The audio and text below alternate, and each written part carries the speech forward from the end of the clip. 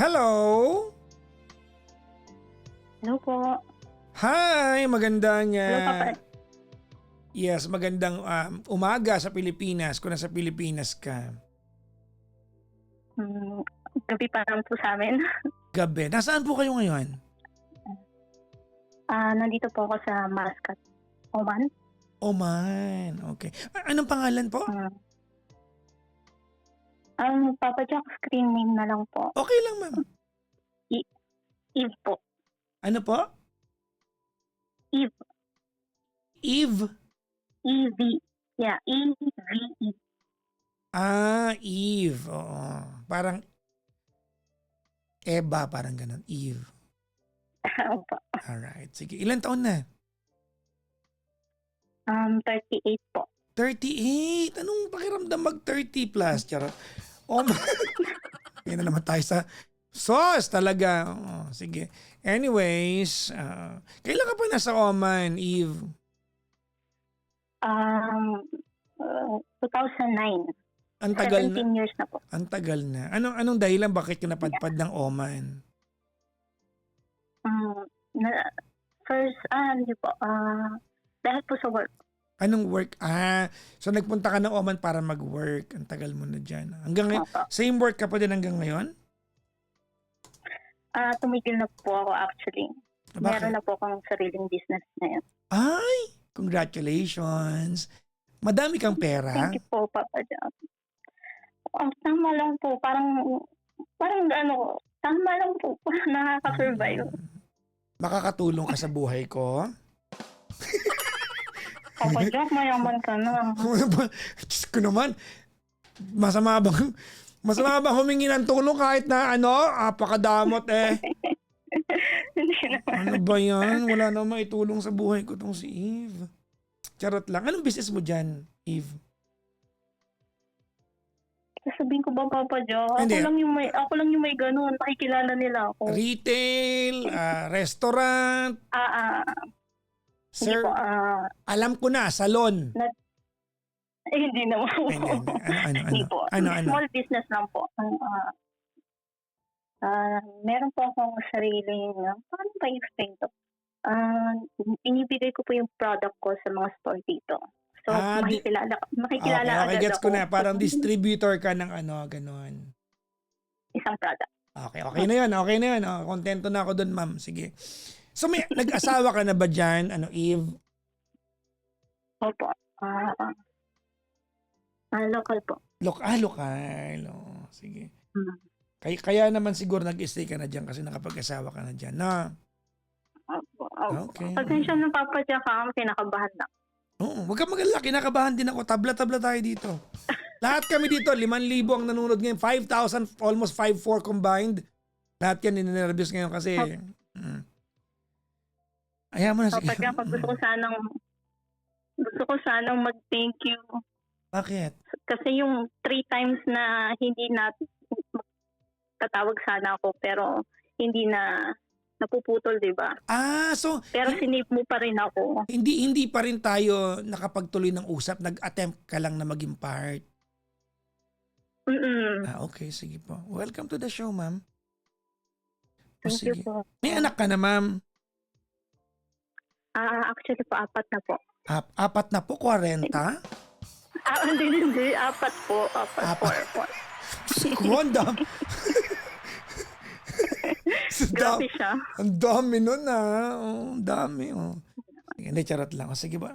Kinakabahan ka kasi kaya kinaharot kita eh. Sorry po. Sige, ba't tayo magkausap, ma'am? Wait lang po, Papa Jack. Gusto ko sanang humingi ng advice. Kasi nahuli ko po yung asawa ko sa cellphone po. May kausap na iba. Naku po. Kailan? Parang common na nga to sa iyo, Papa Jack. Sorry sa mga listeners, Huwag mo sila intindihan. Okay. Pero, okay. Papa Jack, hindi po ako makamove on dun sa nangyari sa amin. Ayun po. Kailan mo nahuli, ma'am? Last April. Last April. Ano yung nahuli mo? Sa cellphone po, Papa Jack, kwento ko na ba what happened, no? Gusto mo, Papa maglatag Jack, ako ng last tarot card, April. hulaan ko na lang. Siyempre, nagkakwento mo. Oo. Sorry po. Hmm. Last April, Papa Jack, hindi ko talaga alam yung password ng cellphone ng asawa ko. Ano yun? Kumbaga, Hindi ko set up nyo yan na hindi kayo nagpapakitaan ng cellphone. Yes, because we full trust each other. Sa bagay, no? Pag may tiwala, kumbaga, walang need sa ganyan eh. And Papa Jack, almost 3 years hindi rin kami magkasama sa room. Bakit? Sa kids siya, tapos ako sa isang kids naman ako natutulog. Ganun kami. Tapos hindi rin, may sarili siyang kwarto, may sarili rin ako. Hindi ko alam kung anong password ng, hindi ko rin alam yung password. Hello, napuputol ka po. Ano po yun? Ayun, hindi ko alam yung password ng asawa ko. Okay. Pero ma'am, may tanong ko lang. Yung hindi kayo magkasama sa kwarto, ganyan. Ano yun ma'am? Okay sa'yo yung setup na yun?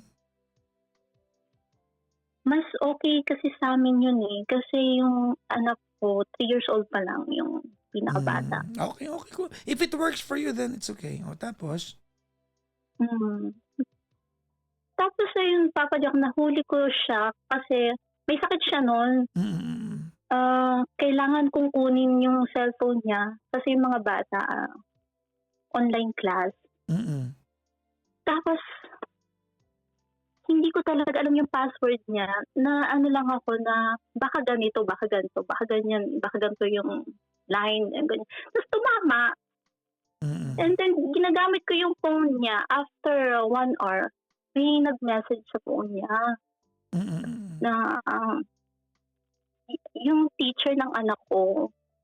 Nagulat ako, yung pangatlo kong anak, teacher yon. And then, nakasulat, hello, love, parang, tapos, May think wait lang. May nag-hello love sa kanya?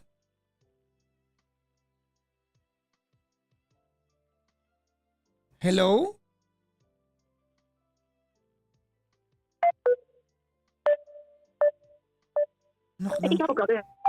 You look like someone. Hello? Naputol. Oo. Hello, oo, naputol. I'm sorry, Papa Jack. Ang huli namin narinig ay may nag-hello love sa kanya. Tapos nag-goodbye na rin. And then, pelikula na pala ito.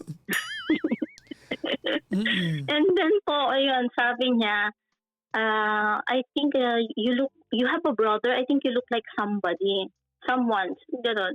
And then, nag-backread po ako ng mga messages. Tapos nakita ko na nagsisend siya ng photo sa husband ko, tapos nangihingi yung husband ko ng pictures sa kanya. Anong picture Tapos, nangihingi ng ng asawa mo? What kind of photos? Like, may mali siyang photo, ganon? Actually, Papa Jack, deleted na yung photo pero yung message nandoon pa. Okay. Yung photo ay naka-unsend na. That's what you're saying. Opo. Okay. Pero tinanong ko po sa asawa ko kung ano yun. Kung ano yung photo na yun. Yung nag-send yung babae ng picture niya, ng mukha niya. Mukha.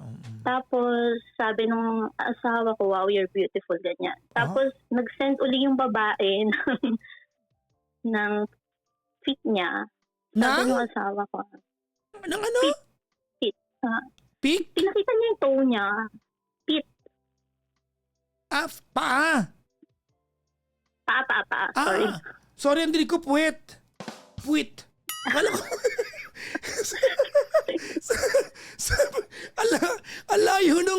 Alayo, di ba? Mukha yung unang, sa kasunod, puwit na. Feet pala. So, akin. Sorry, mga kaibigan, akin. Paa. Bakit Teka, bakit ba ako high pitch? Bakit nagpadala ng picture ng paa? Humingi yung asawa. Pinapakita niya. Hindi po. Sinusudos po siguro ng babae. Yung babae ba ay Pinay? Pana po. Ano po? Indian. So, wag mo sabihin yung ba? Indian ka, sabihin mo, huwag ganyan. Ay, sorry po, sorry. I mean na Indian po. I'm Ano very yan? sorry. Tawag na sa racism yun. Oh. Okay, o tapos, Sorry. Sorry. O tapos, game. Sige, tuloy mo Ayun na. po. Tapos yung picture po, sabi nga, wow, your feet is beautiful. I want to suck it. Ganun po. Ganun yung message po. sabi na Mr. Ma, I want to suck your feet. Ano yung straw? Anak ng pusa. Sabi, yun nakita mo sa conversation nila. Gustong sipsipin ng asawa mo yung paa. Ganun po. Ay, grabe yan ha. Oo. Naku. Pero alam mo, narinig ko na yan. May mga tao na fetish nila yung paa. Ayun, Papa Jack. Tapos nanlamig ako. Hindi ko alam hindi ako makahinga. O, sino makakain? Pinapawisan ako. Sino ba? Di ba? Hindi ko alam yung gagawin ko. So ano, kinumpronta mo yung mister mo? After that, kasi po may sakit siya, pinasok ko siya sa room, tinanong ko kung ano to. Tapos nag-usap kami. I thought you're better than this. Oo, And then, kumbaga why you parang, do this? Like, kumbaga parang bigla kang kasi iba yung tingin mo sa kanya, parang gano'n. After that, after days, maybe one week, Hindi, wait kinausap ko rin yung lang. babae. Wait lang. Anong sabi niya? Anong pinaliwanag niya sa'yo? Sabi niya po na ano lang daw siya. Parang, kasi lagi daw po kami nag-aaway. Sabi niya yon? Ano, baka na mag-aaway, gusto niya sumipsip sa paa ng iba? Ganun ba yon? Hindi ko alam po pa joke, pero ang sabi niya sa akin, lagi lang kasi kami nag-aaway, hindi na daw kami magkaintindihan. So, naano lang daw siya, parang nasidus din daw siya ng babae. Ganun yung tingin niya. Okay. So ano nangyari doon? So na-carried away yun. Yun ang tamang term na sinabi niya. I just carried away. Okay. Okay. After that, Papa Jack, pinuntahan ko yung girl. Nag-usap-usap kami ng girl sa school. Tapos inalis ko na yung mga anak ko dun sa school. Bakit mo inalis yung girl sa school? Hindi, I mean hindi ko siya pinaalis. Itinanggal ko na yung mga anak ko dun sa school na yun. Taga dun yung girl? Teacher siya ng anak ko. Oh! Yung teacher ng anak mo, maganda pa Charot, binibiro kita. Baka pero ang lala nun So ano sabi siyempre nag-sorry yung teacher sa'yo.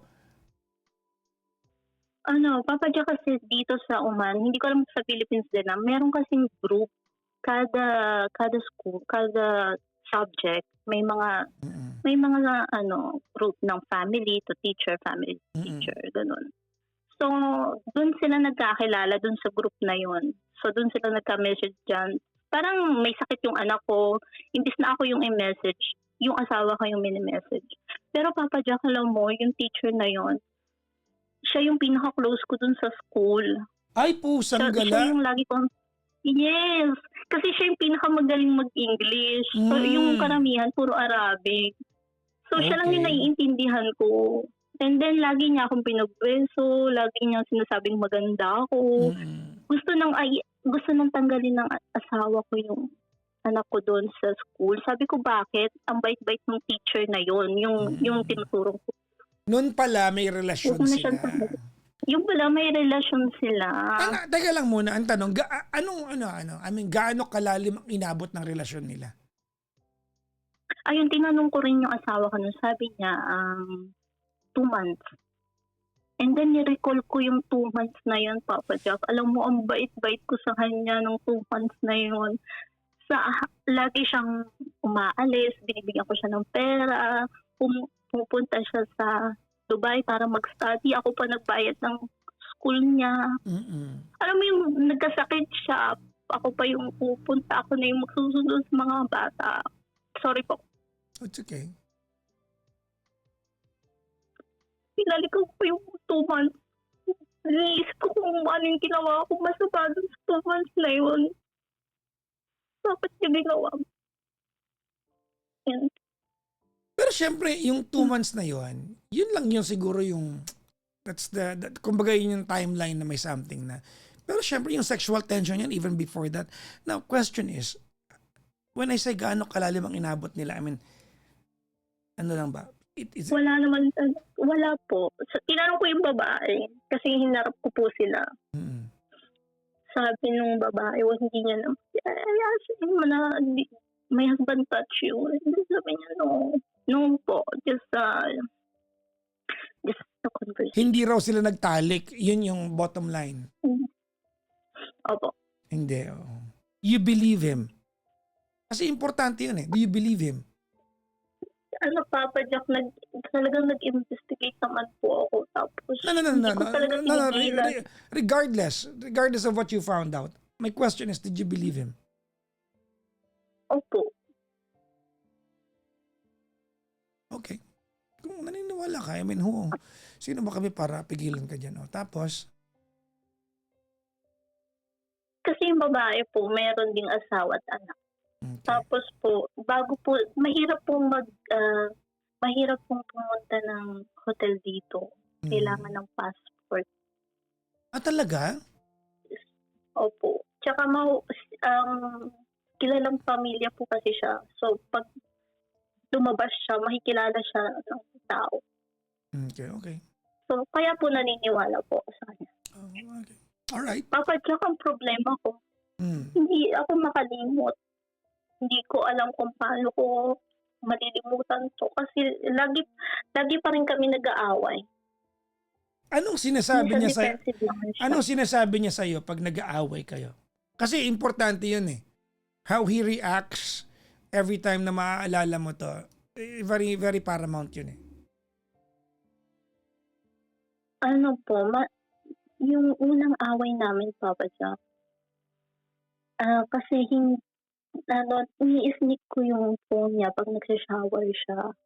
Sabi ko, bakit hindi pa rin naka-block? So, yun yung unang away namin. So, sobrang away namin, tinapon niya yung cellphone niya. So, wala na siyang cellphone. And then, bumili siya uli ng bago. After weeks, bumili uli siya ng bago. So, isneak ko na naman yung cellphone niya. Bakit hindi pa rin naka-block dun sa Instagram? So, na-trigger na naman siya, nagalit na naman siya, pinagawain na naman. Yung parang naghahanap ako ng ebidensya. Tapos pag hindi siya natutulog na kasama ko, tapos natutulog siya ulit sa kids' bedroom. Okay, wait. Are you telling me na since mangyari ito, kumbaga nagtabi na kayo matulog? Opo. Nagkaroon po ako ng rules after that. Sabi ko, kailangan magtabi na tayo ng room. Tapos inayos po namin lahat. Nagkaroon po ng sariling bed yung mga bata. Okay. May sarili kaming bed. Inayos po lahat. Lahat ng gusto ko sinunod niya. Kaso lang po, nagiging defensive pa rin po. Alam niyo yung last away namin, Papa Jack, recently lang po, 3 days ago. Galing po siya sa work. Doon po siya dumiretso natulog sa bata. Hindi po sa akin.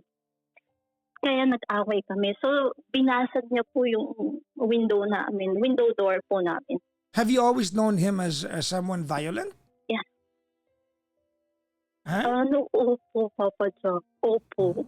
Kasi po siya, introvert siya. Okay, so lagi siyang violent. That's what you're saying. Actually po, simula po nung boyfriend pa lang po kami, ganun na talaga siya. Kasi hindi po siya mas madaling magsalita. Ayaw po niya na nag-i-explain. Okay. Ngayon po, basag po yung door namin tsaka window kasi tinapon niya na naman yung cellphone niya. Tapos I forgive him again. Wait, let me get this straight from you. Okay. What you're saying, Eve, is, nag-aaway kayo tungkol sa ginawa niya, and yet, he cannot handle yung reaction mo kapag naaalala mong niloko ka niya. Exactly, tama? So Opo. Nagsasabi, he is not man enough to face the consequences of his own stupid actions. Is that what you're saying? parang ganun po, Papa Okay. Jack. Mini-message ko nga siya na be patient to me. Kasi pag nakikita ko siya, masakit pa rin. Okay. Kapag nakahiga nga lang siya, tapos nagsiselfone siya, aywan ko, Papa Jack, ang sakit pa rin. When Parang did- silang dalawa nakamove on na. Ako hindi pa. Kailan to nangyari? Last April po. May, June, July. 3 buwan pa lang. 2.5 months.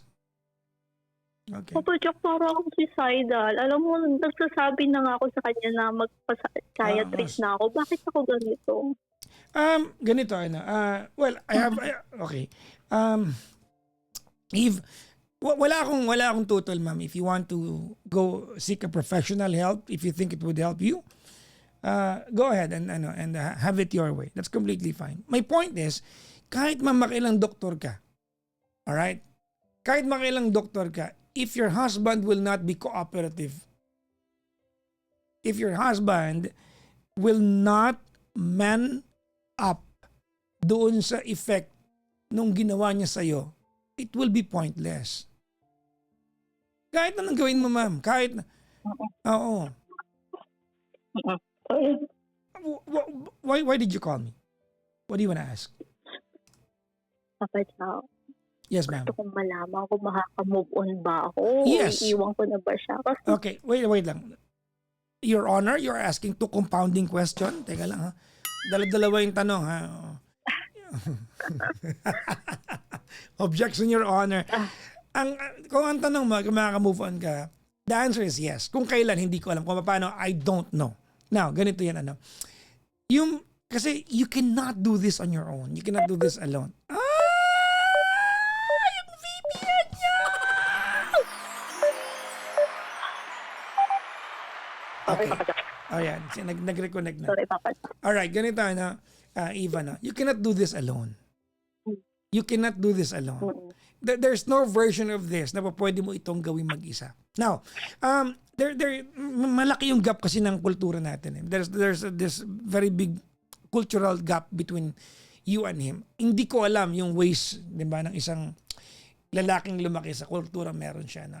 I think sa kanila, di ba, parang male superiority yung society. Tama, no?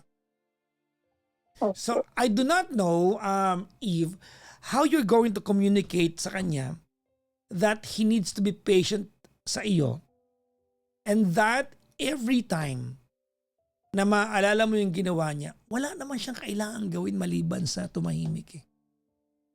I mean, I think in all cultures in the world, kahit sa anong kultura sa mundong ito, basic yan eh.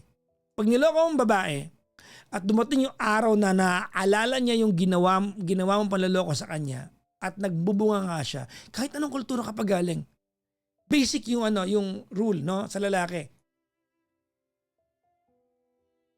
Tatahimik ka. You're going to allow her to have it her way. Exactly. Ganito, If I do not know how you're going to communicate that with him. Ikaw nakakakilala sa kanya. You have to communicate that with him. You tell him, di ba, that pag nagwawala ako dahil naalala kong manyak ka, hindi ko alam kung kaya mo sabihin sa kanya. No? Kasi fresh pa eh. Kailan lang eh. Di ba? Sabihin mo sa kanya na pag naalala kong niloko mo ako, you have to remember that there's nothing you can tell me para mawala yung pain. Papa Jack, Yes, ma'am. Opo. alam mo po, gusto ko na ilang beses na po ako nakipaghiwalay sa kanya. Actually. Kaso ayaw niya lang. Siyempre, charot mo lang yan. Kung talagang gusto mo makipag-iwalay, ma'am, makakahiwalay ka. Ganon kasimple yan. Huwag mo akong bulahin sa part na yan. Kung gusto mo makipag-iwalay, mahihiwalayan mo yan. So, hindi ka nagkikipag-iwalay, nagpapahabol ka. So, I'm not, di ba, I will not buy that part when you said that, no? That I don't believe. Opo. Huwag mo na akong tsikahin sa part na yan. Now, my point here is, Eve, you have to communicate that sa kanya. Sabihin mo sa kanya yan.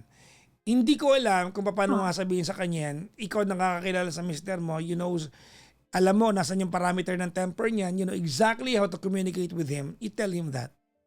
There's nothing you can tell me. Opo. In the middle of my tantrum, wala kang pwedeng sabihin sa akin. Maybe the best that you can do is to hold me tight.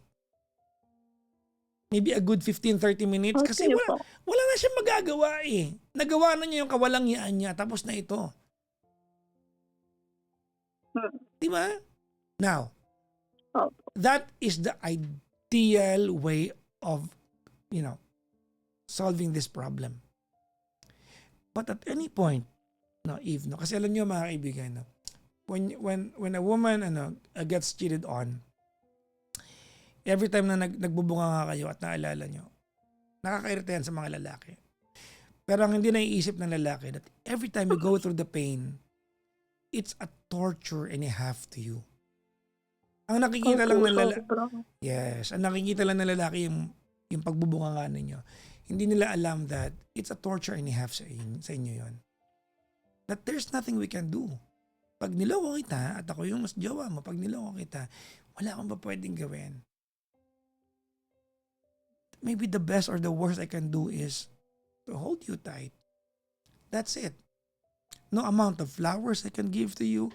No, wala akong pwedeng lutuin pagkain. Kasi temporary lahat yun eh. And only time can heal those wounds. It will take, you know, that kind of pain, it will take its due course. It will take its due course. Now, that's the ideal way.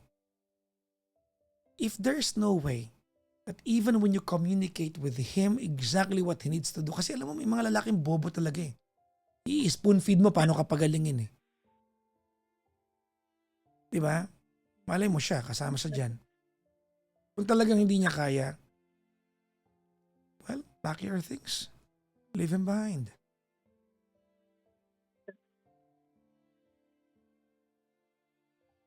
Pack your things and leave him behind.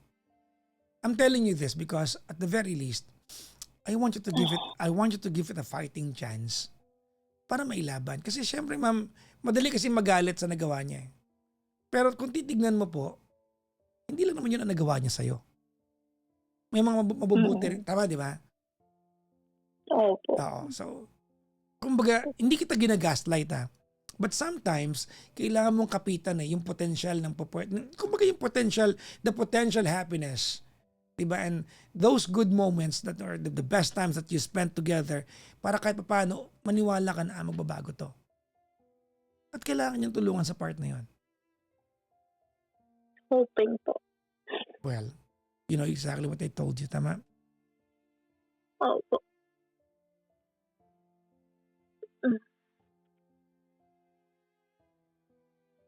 Salamat, Papa Jack. I'm sorry. Ma'am, this is not substantial itong payo ko sa'yo. No? To a point, it's even unfair to you that I'm telling you this. Nakaka-bad trip ako pakinggan nung sinabi ko na tell him to hold you. Kasi alam mo lalaki spoon feed eh. You have to tell a guy exactly what he needs to do. But you'd rather go through those na mas mainam ng daanan mo yung pwedeng remedyo kaysa isuko mo lang siya ng hindi mo dinaanan. At at the very least, ma'am, kung sakaling wala talaga, one day, when you look back, you can claim to yourself na, I did what I had to do. Okay po. Totoo po. Sige po. Gawin ko yun. Okay po.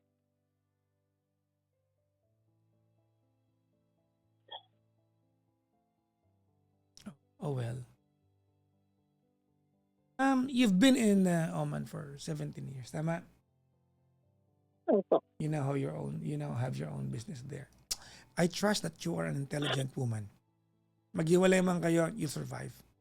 So that part, yung part na yan, hindi yan oblivious sa atin. You're going to thrive wherever you go. Well, sana makausap kita when things are better, when you're in better circumstances, all right? Okay. Okay? Salamat, Papa Jack. Sige. Balang araw mag-usap tayo. Baka sakaling makahingi na ako sa inyo ng ano ba pera dyan sa Oman? Papa Jack, Anong pera? Papa Jack, come here. Ano? Real po. Real. Malaki palitan yan ah. Ngayon po, nasa 160. Grabe yan ha. Charot lang. Sige, mag-ingat ka palagi dyan ha, Eve ha. Papa Jack, come here and then message me. I will tour you around, okay? Ayusin mo muna yung love life mo bago ka mag-iimbita dyan. Uy. Thank you so much. Thank you very much to you, Eve ng Oman. Bye-bye po. Shukran. Masalamat.